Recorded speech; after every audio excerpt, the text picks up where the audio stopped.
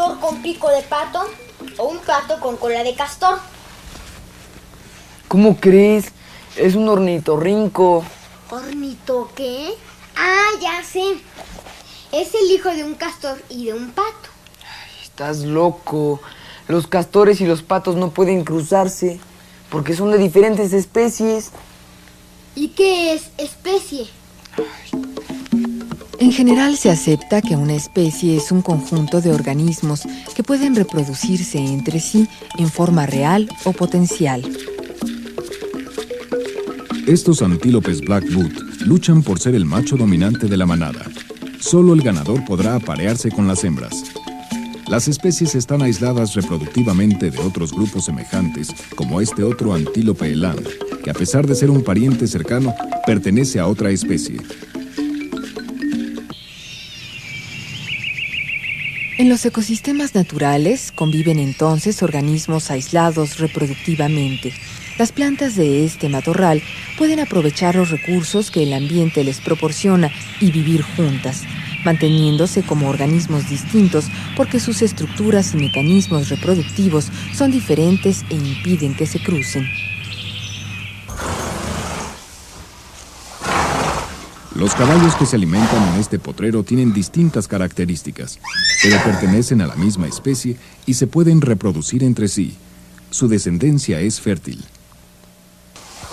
Los burros y los caballos son especies diferentes, pero muy cercanas, y aunque pueden cruzarse, dan origen a mulas, que no son fértiles.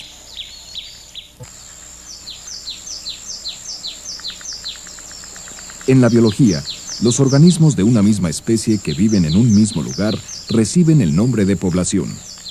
En este bosque, los pinos integran una población y los árboles de encino otra, del mismo modo que cada una de las especies de plantas y animales que lo habitan. En la naturaleza apreciamos una gran variedad de poblaciones de organismos y cada una de ellas se encuentra adaptada a las condiciones de su medio. ¿Cuáles fueron los procesos que permitieron que se desarrollara esta enorme diversidad biológica? Solo podemos explicarnos la existencia de la diversidad biológica a partir de la evolución de los organismos, que se define como el proceso mediante el cual las especies van cambiando para dar origen a organismos cada vez mejor adaptados al ambiente en que viven. El proceso evolutivo se puede presentar a varios niveles.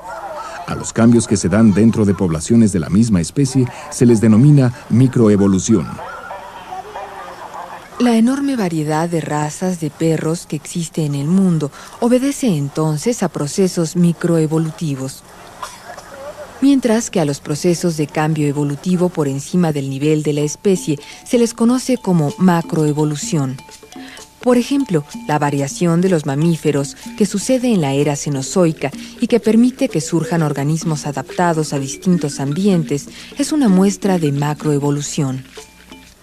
La base para que sucedan los cambios evolutivos se encuentra en la variabilidad de las especies.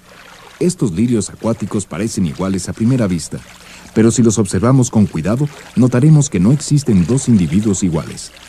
En la naturaleza no existen, en general, dos individuos de la misma especie exactamente iguales.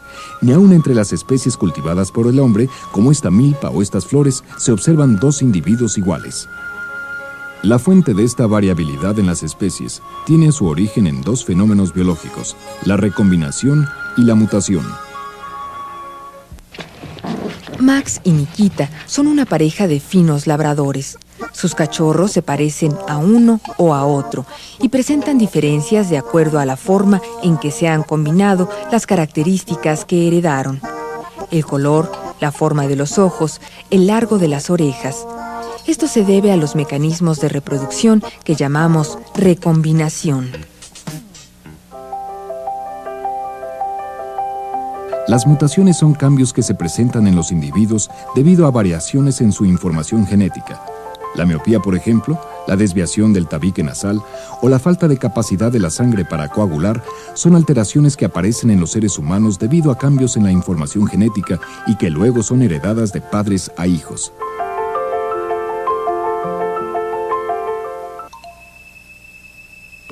Naturalmente, no todas las mutaciones son perjudiciales para el organismo.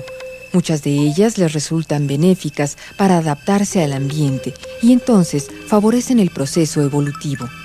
Por ejemplo, este insecto palo se esconde de sus enemigos gracias a la forma de su cuerpo y a su color que se confunde con cierto tipo de vegetación.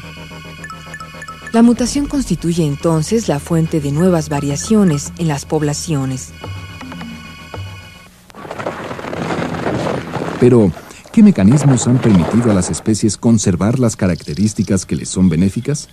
La respuesta a esta pregunta la encontraremos en las teorías de Lamarck, Darwin y Wallace. El científico francés Jean-Baptiste Lamarck trabajó desde 1793 en la clasificación de fósiles y animales vivos y revolucionó el conocimiento científico. Su teoría de la evolución, expresada en su obra Filosofía Zoológica, sostenía que todos los animales partían de una historia común y que se fueron transformando de manera progresiva de acuerdo a sus hábitos, necesidades y al medio ambiente. El cuello de las jirafas, por ejemplo, según Lamarck, se alargó en respuesta a las condiciones de vida impuestas por el medio, pues su comida está en las copas de los árboles. Esta característica, el cuello largo, se transmitió a las nuevas generaciones. Otro ejemplo sería el de las patas de los caballos. Este tatarabuelo del caballo actual presenta patas cortas y 5 dedos. Hoy, las patas se alargaron y los dedos desaparecieron para ser sustituidos por una pezuña que les facilita correr. Para Lamarck, las semejanzas que encontró entre los fósiles y los animales vivos que estudió se debían a que la cadena de la vida es continua.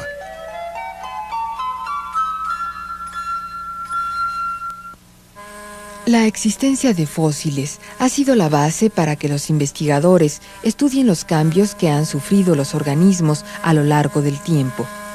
Este caballo de 1400 años es estudiado en el Instituto de Geología de la UNAM para determinar qué tanto ha cambiado la especie desde entonces. La comparación de los huesos fósiles con huesos actuales, como en los tiempos de Lamarck, sigue siendo la base de este trabajo científico. A la muerte de Lamarck, destacaría en este tipo de estudios el joven biólogo Charles Darwin, quien durante 5 años observó en las Islas Galápagos, en el Ecuador, las tortugas gigantes y los pinzones. Darwin sostuvo que estas islas, en algún momento, se encontraban unidas en un solo territorio en el que habitaba una especie de pinzones y que, como resultado de cambios geológicos, este se fraccionó y los pinzones que quedaron en las distintas zonas se fueron adaptando a sus nuevos medios. La forma de su pico cambió conforme a los diferentes alimentos que encontraron en las distintas islas.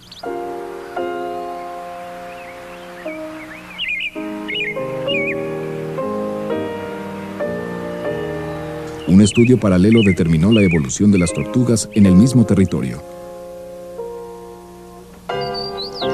Como Lamarck y como su contemporáneo Alfred Russel Wallace, Darwin consideró que las especies evolucionaron a partir de otras ya existentes.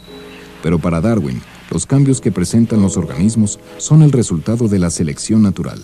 Es decir, que los individuos que se van adaptando mejor que otros a su ambiente heredan a sus descendientes las características que les permitieron desempeñarse mejor en la lucha por la vida. Si retomamos el ejemplo de las jirafas, Lamarck sostendría que el cuello de estos animales creció como consecuencia de sus hábitos, es decir, en la búsqueda de alimento fresco en la copa de los árboles, mientras que Darwin consideraría que, de todas las jirafas con distinta longitud de cuello, solo sobrevivieron las de cuello largo, las que alcanzaban más fácilmente las hojas de los árboles. Es decir, que para Darwin, tanto entre las plantas como entre los animales, solo sobreviven los mejores. La selección natural nos permite explicar, por ejemplo, cómo han podido sobrevivir las plantas en el desierto y cómo han debido adaptarse a él. Nos ayuda a comprender también por qué el tamaño de las poblaciones de los organismos no aumenta infinitamente. Estos patitos buceadores se sumergen en el río para pescar y de esa manera ayudan a controlar la población de peces. La competencia por el espacio y el alimento disponible, así como la supervivencia de los organismos más aptos, explican cómo se regula el tamaño de las poblaciones en la naturaleza. El conocimiento y el manejo de los principios básicos de la selección natural ha permitido al hombre hacer una selección artificial de las especies que ha domesticado para favorecer las cruzas de animales que tienen una o más características aprovechables para el hombre. Por ejemplo, estas vacas que se encuentran en la granja experimental de la Universidad de Chapingo han sido especialmente desarrolladas por los principios de la selección natural para obtener gran cantidad de leche. Cada vaca pesa casi el doble que una vaca normal y produce hasta 24 litros de leche diariamente. Aunque no son los únicos procesos evolutivos que hoy se conocen, la variabilidad, la recombinación, la mutación y la selección natural constituyen los mecanismos básicos de la evolución que nos permiten explicar cómo la gran diversidad biológica está ligada a los procesos de supervivencia. Así podemos ver que el resultado final de los procesos evolutivos es la adaptación. Podemos definirla como el mecanismo que permite a un organismo aprovechar mejor las condiciones del medio donde vive. Los peces que viven en los arrecifes de coral están bien adaptados a las características del medio. Presentan cuerpos aplanados que les permiten moverse fácilmente dentro del arrecife y dientes fuertes con los que pueden alimentarse de los corales, así como una piel gruesa que los cubre y protege. Los monos presentan cuerpos con extremidades alargadas y flexibles que les permiten moverse en las copas de los árboles que habitan. Los picos de estos pericos les sirven para abrir los frutos que consumen para alimentarse. Estas plantas presentan hojas anchas con un gran contenido de clorofila, lo que hace posible que capten los escasos rayos de luz que penetran las capas inferiores de la selva donde crecen. Todos los organismos que habitamos actualmente en nuestro planeta somos entonces el resultado de un largo proceso evolutivo que se inició desde el momento en que aparecieron las primeras formas de vida. La evolución no es un proceso que se detiene, la evolución continúa. Por eso, hoy en día, podemos observar en el lugar donde vivimos cómo se presenta la variabilidad de las especies, la aparición en ellas de nuevas mutaciones, la recombinación de características, así como la manera en que los organismos se adaptan conforme van cambiando las condiciones del medio donde viven.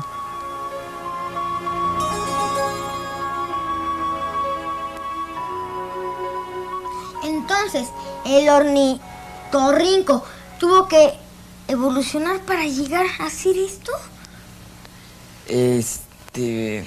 Mira, te lo dejo de tarea. Consúltalo en la enciclopedia que nos regaló mi papá. Ay, así que chiste, yo quiero que tú me lo expliques. ¡Cobarde! Lo que pasa es que tú no lo sabes. Ay, consulté la enciclopedia que nos dio mi papá. Ay, consúltalo en la enciclopedia que nos dio mi papá. Ay.